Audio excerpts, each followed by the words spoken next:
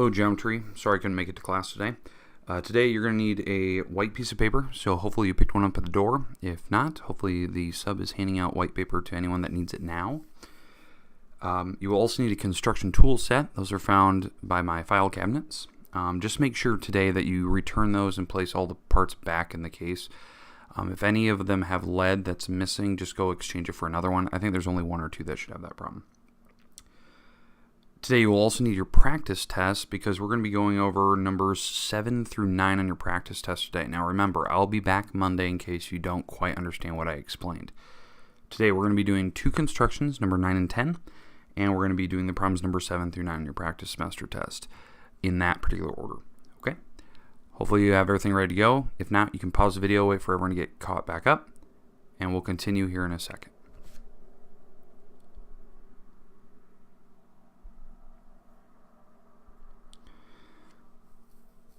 Alright, as I said, we're going to be doing constructions 9 and 10 today. The big idea with our constructions is making sure that you use accurate markings and accurate measurements, especially if you're using that straight edge. So, what you need to do first is, as I'm showing you on the screen here, is to draw a circle with your compass. This is the one time I know a lot of you have been itching to draw circles.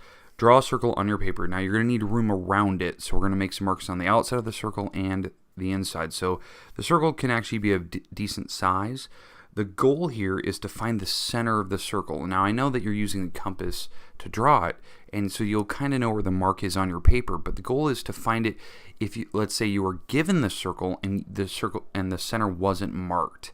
So that's the idea. So we're going to walk through the steps of this one. I'll also show you a second look at this that's more detailed.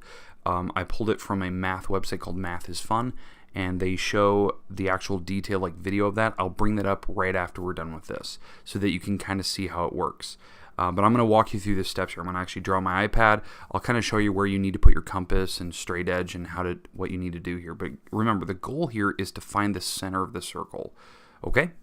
All right, it's pretty straightforward. Let me walk through the steps here. So I'm going to draw on the iPad here itself. And again, try to follow along with the actual markings. So, okay, first step, on your circle, now that you have it drawn, you're going to want to draw a line with your straight edge that touches the edge of the circles like this. A straight line segment. It can stop on the circle. I mean, if you want to go past it, that's fine. You don't need to. So do that now. Make 2 marks, and you can label the outsides.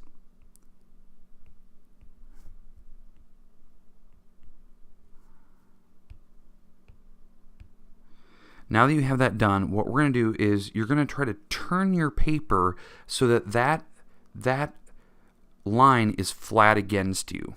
Okay, I don't know if I can do that on this particular iPad. I don't want to mess up the drawing. So turn it so it's flat against you. What you're going to do is you're going to put your compass right on point A, so like the pike. And you're going to open up so that the compass, the pencil is floating over here. It's past the halfway point on that line segment. So you're gonna, what we're doing is replicating what we did on construction number 3, where we do a perpendicular. So you're gonna put the pike on letter A, open up the compass so it's past the halfway point, and you're gonna make a mark above and below the line. Now again, when we did this in class, we did this big looping arc, so it kind of made like a what I call the Jesus fish looking thing. And then once you're done with that, then we're gonna put the compass on the other side. We're gonna put the compass on the pike on letter B, and with the same settings, you don't even have to change the compass. You just put the pike on letter B, and you let the pencil float over here now because it's past the halfway point, and you do the same thing. You make the mark above and below the line. And what should happen is it should make an X kind of floating out in the middle of nowhere. You have one X over here, you have another X over here. And what you're going to do is you're going to take your line segment, your straight edge, and draw the line connecting those two together. Like that. So again, we're just replicating construction number 3. So I'll walk through those steps one more time. You're going to draw the line segment AB. You're going to place the compass on point A, like the pike. The pencil free floats past the halfway point. You make the mark above and below the line. You switch the compass around, go from point B, same thing, pike on B, pencil past the halfway point. You mark above and below the line. You should make the 2 X's, and you draw the line that connects them. Now, this is the interesting part. We're going to do it again. So if you pick any other point, and you do this exact same construction, what should happen is that you should have a line that crosses the one we just drew with the two X's there. So that's the interesting thing. And what it should do is it should cross right at the center of the circle. So now I know on the online version of this one, they're going to actually use the line that we just drew with the two X's. I'm going to draw a completely different line. That way you can kind of see how this works. So I'm going to draw a line that goes across the circle. I'm going to label this C and D. And now that we have that drawn, you're going to open up the compass past the halfway point. Let's see if I can make the marks. I don't know if yellow will show up. Maybe orange will. So I'm going to put the pike in letter C, put the pencil so it floats past the halfway point on that line segment. You're going to make the mark above and below the line. Then you're going to switch the compass around and go from the other side. So you're going to go from letter D, and the pencil should be floating over here somewhere, and make the mark above and below. And what should happen, you should be able to draw the line that connects those two X's.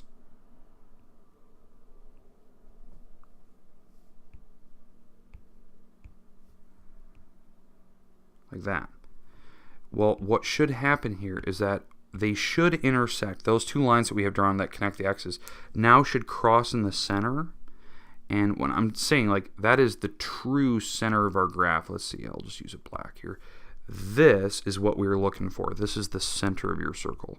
Now, I know that for us, you guys just ended up, we began this thing with you drawing the circle itself. So you kind of knew where the center was going to be because the compass itself probably left a mark on your paper. Well, if you look close enough, that dot should be in this picture that we just drew. It should be the intersection point of those two lines you have drawn. So it's kind of an interesting thing. You're using perpendiculars that are crossing in the middle of a circle. Okay, now I'm going to show you the video that they have online. Hopefully this will make sense, but again, you can always rewind the video and kind of follow the same steps again. I know it's kind of more detailed, but hopefully once you see it once or twice, you'll kind of know what to do. So let me pull up that video here. Oop.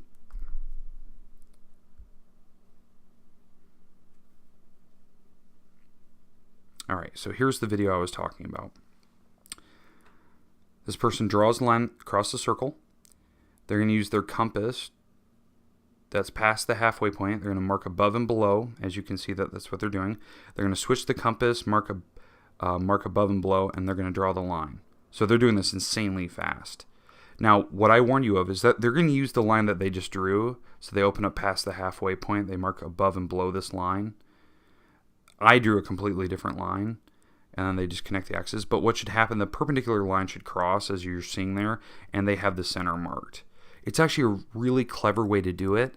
It's just that I don't like the fact that they didn't show the compass opening up past the halfway point on that line segment that they have drawn. They just immediately went into marking above and below it. So again, if you want to see it one more time, let me play it one more time.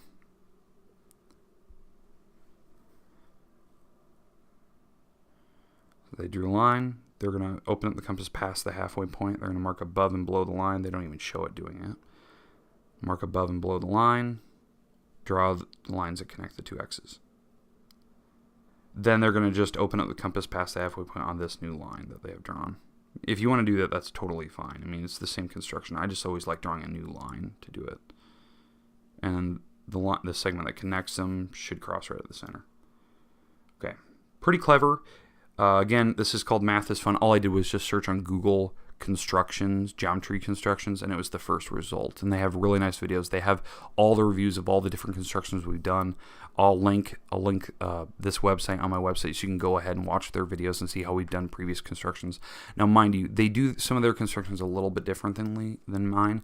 But again, I'll make sure that this weekend all those videos are posted on my website of me actually doing the constructions my way, and I'll link these videos as well in case you'd like to use both. Maybe one makes more sense to you. Okay? All right, let's go back to our constructions here.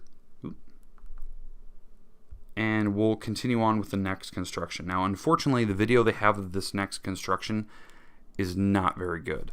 So I'm gonna have to do this by hand just so you can see this. Because as you're seeing on my screen here, the construction wasn't from that same Math is Fun website. They did not have this construction detailed drawing.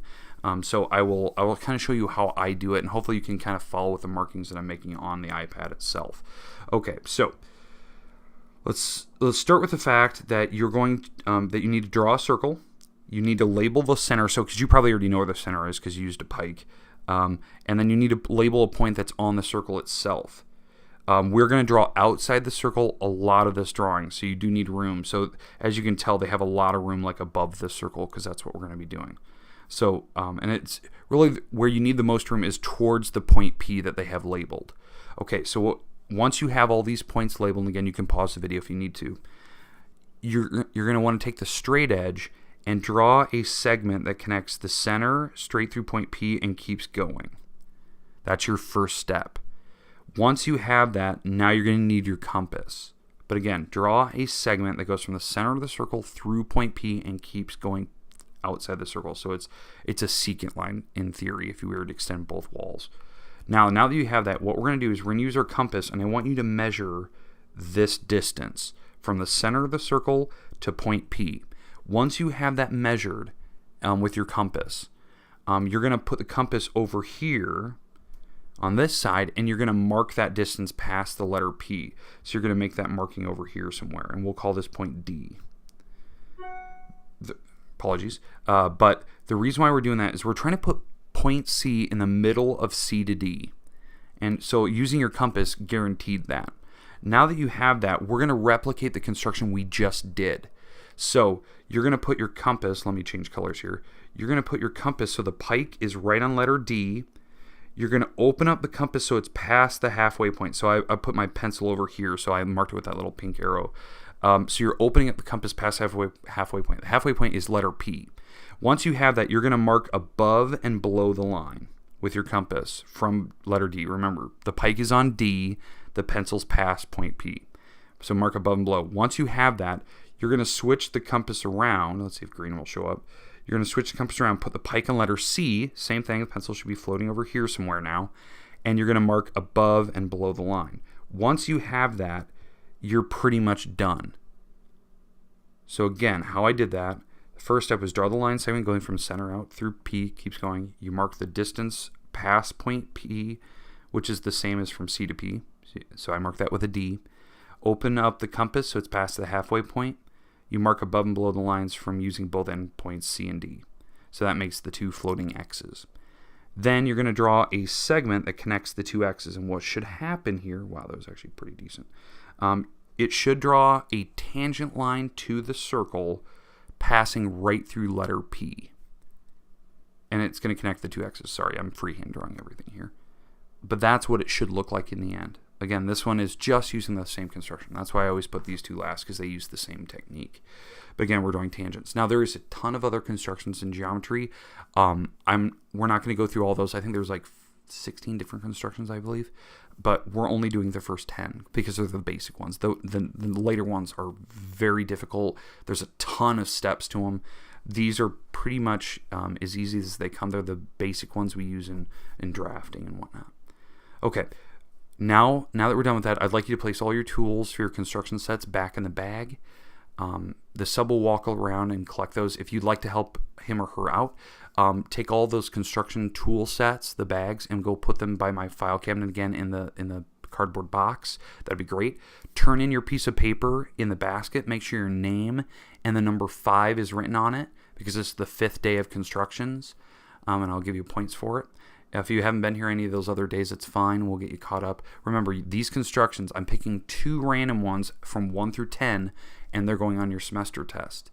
That's why you needed all 5 days of constructions. I'll make sure the videos are posted online this weekend.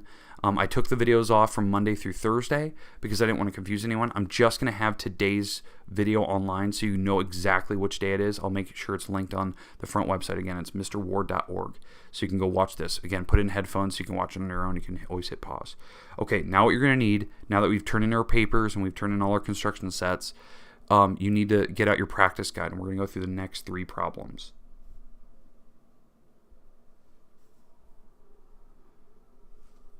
All right. So hopefully you have your practice test out in front of you. Again, if you need to pause the video just to let everyone get caught up, that's great. We're going to go through problems number 7 through 9 today. We've done 1 through 6 already the last 2 days. Today we're going to do 7 through 9, and then Monday we'll finish up the practice semester test with 10 through 12. Now remember, there is 14 total questions on your semester test because I'm taking the 2 constructions, putting them on the back page. Those don't show up in your practice guide because we've been reviewing them all week. All right, on this particular problem, you're going, hopefully you can see the numbers there. We have 55 and a 35 and an 8 and an x.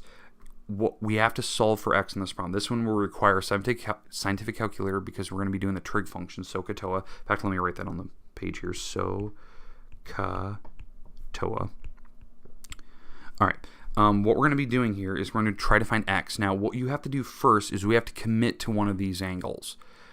So, because there's 2 angles in this picture, there's third with 90, but we don't use the 90 when we do SOHCAHTOA. You have to commit to one of the angles. So I always just say just pick one. I'm going to pick one right now and do it my way. If you want to do it a different way, that's fine. I'll show you kind of 2 different ways to do this. I'm going to commit to the 55. That was just the first thing I looked at when I first looked at this problem. So I'm going to get rid of the 35. We don't need it. So if I'm going to use the 55, now I can label the triangle from that angle itself. So let me switch colors here. So what we have here is this wall here is the opposite wall. So again, I'm sorry I'm using red, but so that's the opposite wall. This wall is the adjacent wall. Now how I know that, the adjacent and the opposite should always touch the 90. So that's why I kind of know where those 2 walls need to go. Adjacents are always right next to the angle you picked. Opposite's always across. And then the hypotenuse is the big wall. So this is the hypotenuse. You should never get the hypotenuse wrong. Now that we know that, one of these walls is not used. And the wall that isn't used on this particular problem, let me get rid of that mark there. The wall that is not used is the opposite wall. So in fact, I'm going to cross it out. We're not using this wall. Now, why I know that? There's no number there. There's no variable there. So we're not using that on this particular problem if I'm picking the 55. So knowing that I'm not using the opposite wall, I can get rid of these 2 trig functions. Those 2 trig functions, sine and tangent, SOH and TOA, those have O's in them that stand for opposites. We're not using the opposite wall, so I can get rid of them. So that means we're using this trig function, which is cosine. That's why I labeled the picture. So now that we know which one we're using, we're going to actually go ahead and set up cosine. So cosine, that's what the C stands for, of the angle. So we always put the angle after your trig function. And then you put an equal sign. And now the last 2 letters of ka, right, is the fraction that we're going to set up. Because remember, a trig function is always equal to a fraction. So the fraction we're going to be setting up is the adjacent wall, which is the x. And again, why I know the x goes on the top? The adjacent goes on the top, hypotenuse goes on the bottom. That's what A and H stand for. The hypotenuse is the 8 that's on this picture. Sorry if you can't see it. But that's how we set it up. Now to solve this, we're going to actually multiply the 8 across because 8's on the bottom. So you're going to take 8 times the cosine of 55. Now if you actually type that in a calculator, you're going to type exactly that, 8 cosine 55, and it should give you the right number. Now if your calculator does not give you the right number, probably what's happening is your calculator's in the wrong mode, so you'd have to switch it to degree mode. Now again, I'll be back Monday in case it's not in the right mode, but if you want to look at somebody else's calculator, I'm going to write down the number that my calculator gives me right now. So let me type this in. So I'm going to type in 8 cosine 55, and it says my answer is 4.588, blah, blah, blah, blah, blah, but let's just round to be 4.59. So 4.59. And that's my x. That's the distance on the wall. Now, what we talked about the other day was if your trig function, like you set up your trig function, I'm just going to make up one. If you did your triangle and somehow you're doing tangent of an angle, tangent of, let's say tangent of 35, and you're going W. Let's put the W on the bottom just so it makes a little more sense here. Let's put W on the bottom, and you have maybe a 10 on the top. I'm just making up numbers, and the W's on the bottom. The trick was what we talked about is you do a little switcheroo, and this can work on any trig function you're dealing with. That if the variable is on the bottom of the fraction, you do a switch where you put the W on this side and you put the trig function of the angle on the bottom. It doesn't matter that it was tangent. I just made up these numbers. So again, just ignore this. It's just a random example. But this is what you type in. So you type in 10, you divide by, I guess in this case, tangent of 35, that's the numbers I'm using, and it tells me on a calculator, if you're doing that, it tells me 14.28. And again, these are not numbers for this triangle, but that's if you're ever doing one of these triangles, and this is the setup where, for some reason, the variable ended up on the bottom. But again, hopefully this makes sense. I'll be back Monday if you need more examples of trig functions, setting up SOHCAHTOA and knowing which one to pick and how to use your calculator. Remember, on the semester test, you need a calculator. All right, let's move on. Let's go on to the next particular problem, which is number 8. Hopefully this makes sense. And again, you can always pause the video, rewind if you need to, because you can watch this on your own. All right, number 8. So on number 8 here, we have to find the arc. So what I'd like you to do first, I'm going to put this in orange here. You need to put arcs above these things. Apologies, Microsoft Word cannot do the whole arc situation. It just can't do it. We're trying to find the angles for these arcs. Now again, what 3 letters mean for the first one, if it's 3 letters, that means you're going the long way around the circle, starting at the first letter, ending at the last letter there. So starting at C, ending at A. But it also means that your angle is 180 or more. So it's kind of giving you a hint what the numbers are going to be. So going to our actual circle here, it looks like in particular on my picture here, we're going from C all the way to A here, which is way down here. So adding these together, it looks like we're taking the 50 degrees and we're going to be adding the angle that's right next to it. Well, this angle is 180. Now, how I know that this angle on this side right here, this part is 180, it's half the circle. And the other way to do it is to figure out missing parts on circles. A full circle is 360, so you could subtract the 3 angles that they provided me. They had the 50, the 80, and the 50. Well, if you take 360 and you subtract the numbers they gave you, it gives me the blank, the missing angles. So what we're doing on my particular problem is we're going to be adding for CDA, we're going to be adding the 50 plus the 180. Okay, and you can figure that number out by yourself. I'm sure somebody just yelled it out. But again, let some people work on it. Don't try to just blurt out answers. But that's how I'm doing it. I'm adding the 50 and the 180, and that should give me all of CDA. And again, why they label that, the angles can be labeled on the inside of the circle or they can be labeled on the outside because we're doing arc measure. It doesn't matter where you put the angles at. They're the same. Now, the second problem we're doing here is we're doing the next one, which is 2 letters. Now that, if it uses 2 letters, that means we're going the short distance around the circle, the short path, and that means your angles have to be less than 180. It's automatic. So I know that this number will be smaller than 180.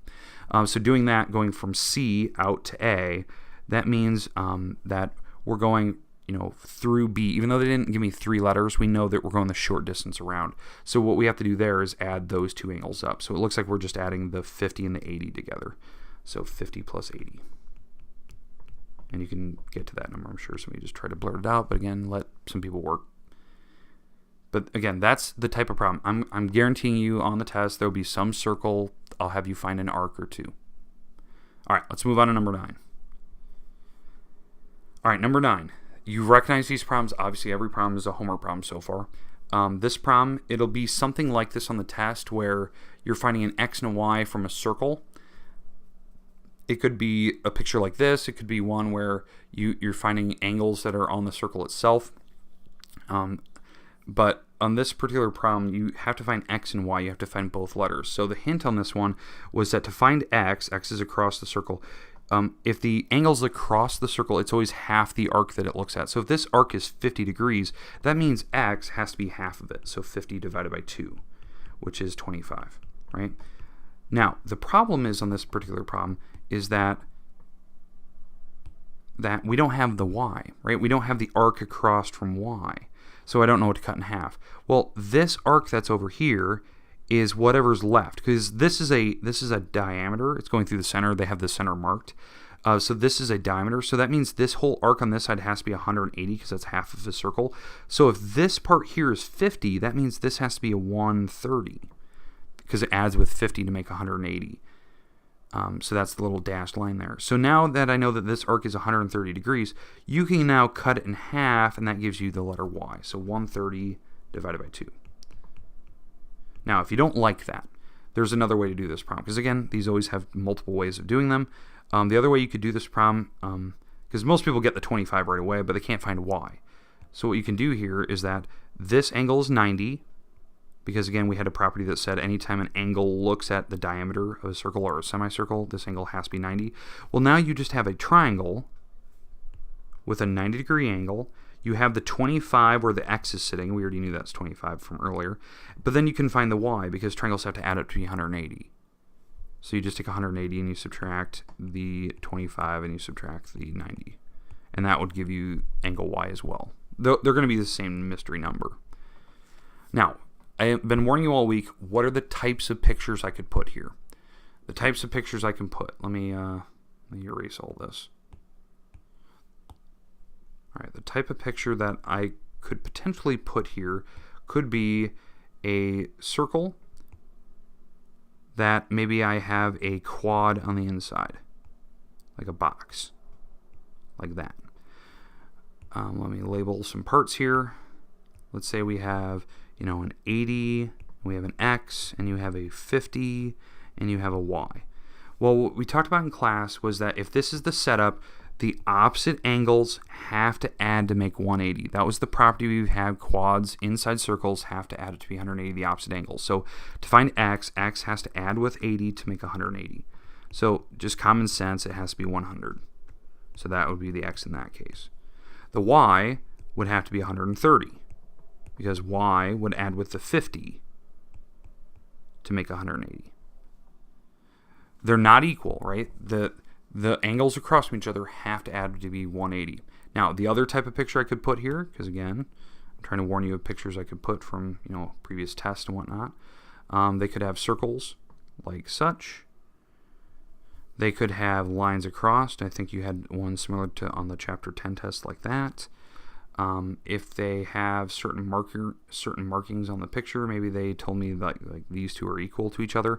That just means if the arcs are equal, or the chords are equal there, then these arcs have to be the same number.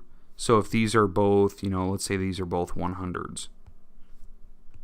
100 degrees, I should say, not the length, but 100 degrees for the arcs.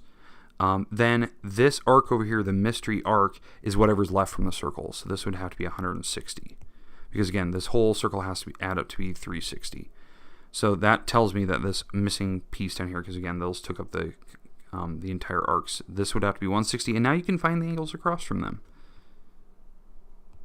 That's the idea, because you'd cut the angles in half to go straight across. So two of the angles in that triangle would be equal, one wouldn't be. But that's how you do that type of problem. I think we had something very similar on the Chapter 10 test. But again, it's just using the same stuff we just did. All right, you have the rest of time in class day to work on your practice semester test. Remember, the goal is to get this done on Monday.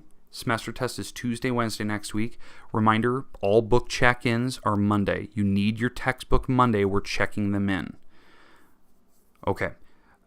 Have a great day. I'll see you on Monday.